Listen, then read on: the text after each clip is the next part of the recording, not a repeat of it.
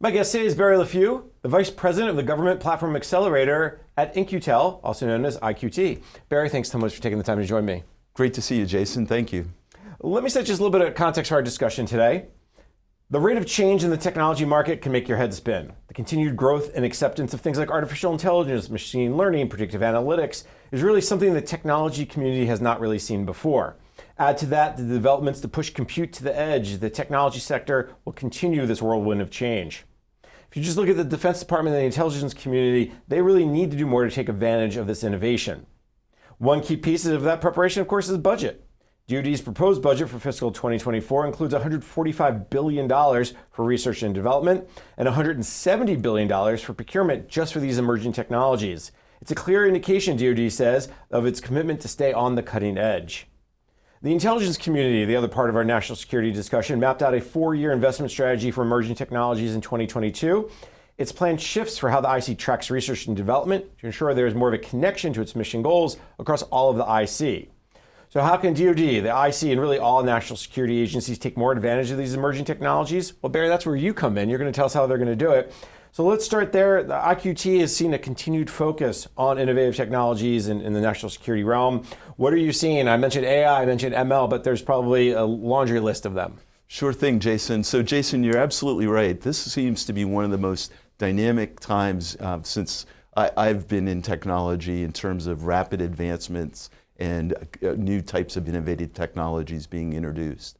And at In-Q-Tel, our mission is really to be at that intersection of national security and emerging and important new technologies to support our national security. For the past 25 years, we've really been an enabler to bring new and innovative commercial technology into the U.S. national security market. And the 25 years, this feels like more than 2 decades ago, right? It feels such a long time ago. I think we were in the client server world 25 years ago. But talk a little bit about what you're seeing today. I mean, whether it's biotech or space or energy, what are some of those trends you're seeing? Yes, Jason, it's been remarkable, right? Over the last 25 years, we've seen client server, the internet, the rise of mobile, and now with artificial intelligence, I think it's one of the most significant and revolutionary changes that I've seen in our lifetime. And in addition to AI, we're seeing other very large advances in terms of cyber, enterprise technology, space, and the whole trend towards commercializing space is also very important. And then also to really enable all of this technology, energy is incredibly important to make it essential and critical and more lightweight.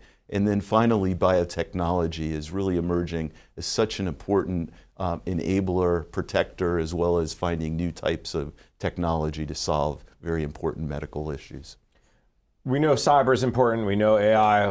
You can't shake a stick without hearing about AI. Interesting that when you talk about energy, though, as a kind of that enabler for national security, I think people don't quite get that if you don't have the energy, if you don't be able to get the power generation to run at the edge, you're not going to run anything at the edge. And is that something you're seeing more from the national security and the defense world, that they want more about how do we take advantage of emerging energy technologies? Yes, absolutely, Jason, right? There's a whole move towards enabling much more efficient and powerful battery technologies, and then also enabling remote activation of that technology. It's fascinating in that there's now technology where literally batteries can be charged through beams going through the air. And so there's incredible innovation. The other thing, Jason, that is really fascinating that we're seeing is, and while AI and ML is extremely innovative, we're seeing a cross connection between AI and ML driving advances in other areas such as energy and battery technology, helping enable advances in biotechnology as well as cyber. So together they're creating an even more kind of flywheel effect to help accelerate the growth of innovation. I've been at a bunch of conferences recently about AI, and the theme is, yes, people are excited about it, but it's also, hey, everything is built into AI. You're not buying AI. You're not just buying, okay, here's some AI, Barry, go use it. It's here is the battery technology that includes AI, or here is the space operations, the low orbit satellite that includes AI to help you process. Is that kind of what you're starting to see, the built-in versus the bolted-on? I know you use that for cyber all the time, but you get my point. Yes. So Jason, that is very much the case, right? Where AI can be used as enabling technology in many different types of technology stacks or stovepipes. But also AI, it can be a tremendous enabler for enterprise technology, right? Enterprise technology is advancing in terms of our ability to process and store massive amounts of data and information. Being able to then layer AI enables us to do faster analysis, support decision making, and actually identify new ways of solving problems. And then AI also becomes a key enabler of cyber because of its ability to rapidly detect and respond to cyber threats. I don't want to miss the opportunity to comment on the charging your device through airwaves, through specific, you didn't say laser beams, but that'd be cool. I would need that for my iPhone, right? When we're all looking for the power, you can charge up. I hope that's coming sooner than later. I didn't want to miss that opportunity Absolutely. I thought that's a pretty cool thing. But the AI as enabler piece too is really important because the enterprise tech, let's maybe go down that path. What are some of those innovations you're seeing with some of the emerging technologies outside of the AI, but that's part of that emerging tech discussion? Yeah, so severalfold, Jason. One is being able to leverage massive GPUs, right, which are used for AI, but to use GPUs to process and to analyze data at scale, enabling literally 50 to 100-fold increases in the ability to analyze real-time data. So that's in a very important area in terms of technology. The other is the ability to move a lot of processing to the edge, right? So that in a disconnected environment, you can deploy to the edge autonomous systems that can react and respond on their own in real time. Was at an interesting event recently, and I was listening to DISA speak, and Steve Wallace, who's their chief technology officer, among other things, was talking about the disconnected, distributed environment, the DIDL, DIDL. It's probably not exactly what it means, but I think you get my drift, is shrinking. And I think and exactly why your point of saying that is that part of what the national security, the DoD, why they're looking at these types of technologies, because they want to shrink that disconnected, distributed environment? Yes, absolutely, right? There's always a desire to make systems lighter weight, more efficient in terms of taking less power, and then also being able to respond to a wide variety of situational types of scenarios. Is that something that, as In-Q-Tel talks to the people, the vendors you work with, they get that? Is that a message that DoD is sending clear? Or is that just part of the evolution of technology? It doesn't really matter whether DoD is saying, we want it to be this. It's just, this is where we're going because it has to go that way. Right. So one of the terrific things about IQT is, right, we really focus on dual use technologies where advances in commercial technology can be applied to the DoD. So I think the DoD is doing an excellent job of communicating their requirements. We can always do more, right? But really what we're really positioned to do is to be that bridge between the national security community and the startups, right? There's sometimes a translation challenge, right? Taking FARs and DFARs and converting those to the world of venture capital, right? And In-Q-Tel's in a very unique position to help translate or help explain to each side how to best work with each other. And there's a huge excitement in the venture capital community around the national defense aerospace community. I know in 2023, the number of mergers, acquisitions, amount of investment by the private equity firms was huge. So I think that that translation is again also shrinking because I think they're understanding because of folks like you that are trying to help bridge that gap. Is that gap better or is it about the same? I mean, how would you kind of? Well, I see that gap shrinking, Jason, right? As everyone knows, right? We're in a very challenging geopolitical situation, right? There's a major power struggle between the U.S. and other parts of the world, such as China and Russia.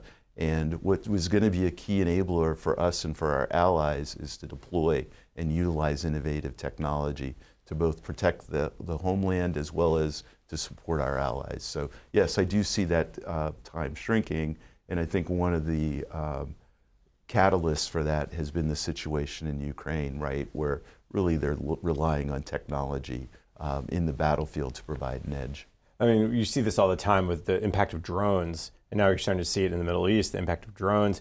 How much of your work is not necessarily offensive drones, but just more UAS more generally? That must have been a huge area of focus in the community to develop better, faster, cheaper ones. Yes, absolutely. Drone technology is advancing at a rapid rate, and they also can be produced at relatively low cost. And what we're really focusing on is not as much the drones, but the enabling technology to do things like remote sensing, navigation in GPS-denied environments, and to operate autonomously. And so that is really where, bringing that intelligence and those additional capabilities to drones. You mentioned a couple hot topics. You mentioned enterprise tech. We talked a little bit about AI. Let's just take the last few minutes of this segment and talk cyber. We know that the amount of data that comes in from the cybersecurity tools is always increasing. We know that the threats are getting much more serious, and the bad actors are using more advanced technologies. And the old saying, bad actors need to be right once and defenders need to be right every time. What are you starting to see around emerging technologies in cybersecurity? Yes, so severalfold. First, cybersecurity is so critically important to not only our national security, but also our critical infrastructure. And every day we read about more and more attacks that are happening to the US infrastructure. What we're seeing from a cyber standpoint is severalfold. One is using cyber tools to fully understand what devices are connected to the network, how they're connected, what versions of software and firmware are being utilized, so that if there is a deficiency, they can be rapidly addressed. Another area is basically what's called SBOM, or the Software Bill of Materials, really identifying what components are in either GOTS or COTS software, so the government can have a firm understanding of any underlying vulnerabilities. Finally, another area, Jason, is really leveraging AI, right, to be more reactive and proactively identify threats that are incoming to help accelerate the ability to respond. The SBOM piece, there's a lot of work being done currently in the government around, okay, what does it mean? What are the standards? How do we make sure we use them well? I imagine what you all are working on is not so much the process piece, but like what's the technology to make getting that information and understanding the information more easily. That's the type of things you're seeing from the people you work with, I would guess. Yes, absolutely. It's first really doing that inventory of what are the components in the SBOM, but then also then correlating that information to identify any new or emerging threats that could impact those parts that are in the SBOM. And then the other piece of this, you mentioned AI, again, be less reactive, more proactive. Are we starting to see some of that technology evolve, or are agencies able to get ahead of the data a little bit? Because I think that's the complaint I hear most from CISOs and CIOs is there's just too much data. To keep up is so hard. Yes, there is an overwhelming explosion of data, right? And really what AI really can become is an important tool to quickly do analytics of that data. So we are seeing quite a few advances of using AI. One example is a really interesting firm called ThruWave that has developed a way to use AI to support the scanning of high volumes of packages. So think about all the information and materials coming into the US, right? What is in all those packages and containers? By using radio waves and AI, they've been able to identify a way to quickly identify contrabands or illegal things in packages. You said packages, this is where my mind went, like packets of data crossing the internet. So right. I went the other way on that. Barry, we're going to take a quick break and come back. We'll continue our conversation about IQT. You're listening to the discussion Innovation in Government, sponsored by Carahsoft on Federal News Network. Welcome back. You're listening to the discussion Innovation in Government, sponsored by Carahsoft on Federal News Network. I'm your host, Jason Miller. My guest today is Barry Leffew, the Vice President of Government Platform Accelerator at In-Q-Tel, also known as IQT. Now, Barry, before break, we were talking about some of those technologies that you're seeing trends, cyber, AI. emerging enterprise technology. I want to take a half a step back. You give us a little bit about IQT. A lot of people maybe have heard of you all, but maybe aren't all that familiar. So what should government, what should industry folks really know about how you all work? Yes, thanks, Jason. So IQT has been in existence now for 25 years, and our mission has always stayed the same, which is to be a strategic investor in dual-use technology firms that can support national security. So the way we work is we work with our partner agencies in the national security community to identify their most important and pressing technology needs and problem sets. And then we work to look at the venture capital community, the startup community, where a lot of innovation happens, to identify firms and technologies that can help address those important national security problems. We then make an investment along with other venture capital firms. For every dollar that In-Q-Tel invests, there's usually $28 of commercial venture capital that's invested along with us. So we make investments in companies that bring important technology to the national security, and then we really serve as a bridge to help bring that technology into the national security agencies to help them to pilot it, evaluate it, and ideally then to deploy that technology to solve important mission needs. People think of IQT now, you correct me if I'm wrong on this, you guys were first kind of developed, or the CIA funded you all? There's at least that rumor, or at least that story behind it. Yes, sure thing. So IQT was created in the late 1990s by the CIA, and it was really a result of the recognition of the explosion of commercial technology and how the government really wasn't keeping up to pace with the VC community. So IQT was formed by the CIA to help the CIA better understand the explosion and growth in technology. Since that time, we've grown, and we now have partnerships with every IC agency, including portions of the DoD, as well as the Department of Homeland Security, to identify their key technology needs and make investments and bring technology to those agencies as well. And your funding is not derived from the government, at least not anymore, is that right? Or how do you guys, where's the funding come from to make these investments, generally? Some of the funding comes from the government, okay, right, in terms of our ongoing relationship with these companies, and we are an intermediary then to bring that technology into the government, but we also have, over time, have grown, and In-Q-Tel uses its own funds as well to make investments on behalf of national security. I appreciate that explanation. I think people, again, funded by the CIA, what does that mean? It's been a couple of years since that's happened, so as you said, more than 25. You also mentioned something that's really interesting, serve as a bridge to bring stuff to national security. How do you serve as a bridge? Because you're not a contractor, you're not winning a contract, you are connecting the dots, if you will. Yes, that's correct. So as I described, we make an initial equity investment in a startup that we think has a promising technology. We then introduce that technology to some of our mission partners, the national security community agencies, and then we facilitate pilots or work programs for the agencies to try out, pilot, and then in some cases help enhance that technology to meet additional needs and requirements of the national security community. I think that the government sometimes gets a bad rap for not kind of finding the emerging technologies or the non-traditionals. That's why there's been this big push for OTAs and other kind of non-FAR-based contracts.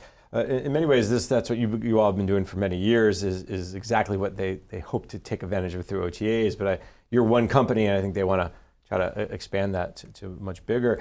You mentioned pilots, other work programs, build that bridge. What are some of those areas you're looking at in 2024? We know cyber, AI, of course, and the ones you mentioned, but let's dig deeper. Yes, so certainly AI and cyber are going to continue to see rapid innovation, right? With respect to AI, it's also looking at the whole AI ecosystem, right? Bringing technologies in to make sure the AI is secure, to make sure that the AI is not biased, and to make sure that the AI can't be exploited by our adversaries. The other really incredible technology, Jason, is the whole area of quantum computing, right? Quantum really represents what could be a very fundamental and incredible change, right, to a lot of our infrastructure. It really could change the way that encryption's done, and will require potentially dramatic changes to the way that we encrypt and protect information. So quantum is certainly an important area. Another is material science, using AI to create new and improved materials. And then another area is biotechnology, right? Luckily, COVID is pretty much in the rearview mirror, but we as a country want to be prepared that if another crisis emerges, that we're better prepared to deal with it in the future. I think biotechnology has really been around for a long time, but we are all more aware of it because of COVID and because of the really great work done by places like NIH and other pharmaceutical areas that have been able to bring the vaccines around much more quickly than we've probably seen in the past. What kind of investments are we talking about when you look at biotech? Anything use case or any examples you can give? Yeah, so several areas, right? One would be leveraging AI to create new types of protein molecules to help address different types of diseases and chronic conditions. Another is really helping to use AI and enterprise technology to surveil the emergence of new types of outbreaks, new types of diseases, right? To kind of have a worldwide view of emerging threats and really being able to analyze in real time how pathogens might spread or how populations can be protected. And there's a predictive side to this, as with everything else. We're seeing something starting to pop up that looks odd. What does that mean? We better pay closer attention to this versus the reactive side, which I think we've been for a long time, but not just with biotech, but with cybersecurity and all IT. Oh, that happened. We better go fix it. So right. I think that's pretty interesting. The quantum piece, let's talk a little bit about that as well. Another popular topic that folks kind of, I think, are excited to talk about, but they're not sure how to talk about it yet. Are you starting to, is quantum here, or are folks able to start testing it, or are we just on the cusp? Quantum, we are on the cusp of, and we're starting to see people utilize quantum in some limited ways, right? One of the most important things for us is to really address what's called post-quantum encryption, which is to be able to make sure that our encryption devices can't be broken by our adversaries' quantum computers. So that's a really big area of focus right now, Jason. And then we are seeing the testing and development of quantum computers, not only very specialized computers, but figuring out how to miniaturize them, how to bring a quantum computer so that it can be stored in a standard data center and processed in a regular type of data center environment. I think folks think of quantum, they think of high performance computing centers like NOAA and some of the other big data heavy organizations have, but it's interesting they're trying to shrink it, for lack of a better word, like we've seen with regular computers, right? Your Apple Watch now has more power than the Atari 2600 that you and I had in 1982 or something. Right. The post-quantum encryption also is interesting. I heard DISA talk about this the other day. They're also starting to look at this. This is a lot of interest for DISA. That's a big concern for national security folks. Is that something that you're hearing from them? Barry, what's going on? Barry, what do you got for us? Barry, we need to see more? Yes, absolutely. In fact, there's a recent NIST directive, right, that's requiring all federal agencies to essentially do an inventory of their encryption device and encryption software. So we're helping to bring solutions to address that, as well as looking at ways to do post-quantum encryption and bring solutions to the market.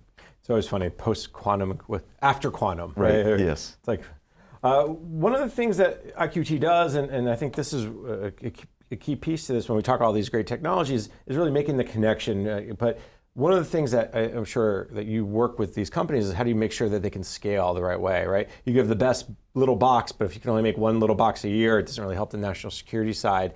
How do you get companies to understand like that their scale and size and what's really important for the national security mission?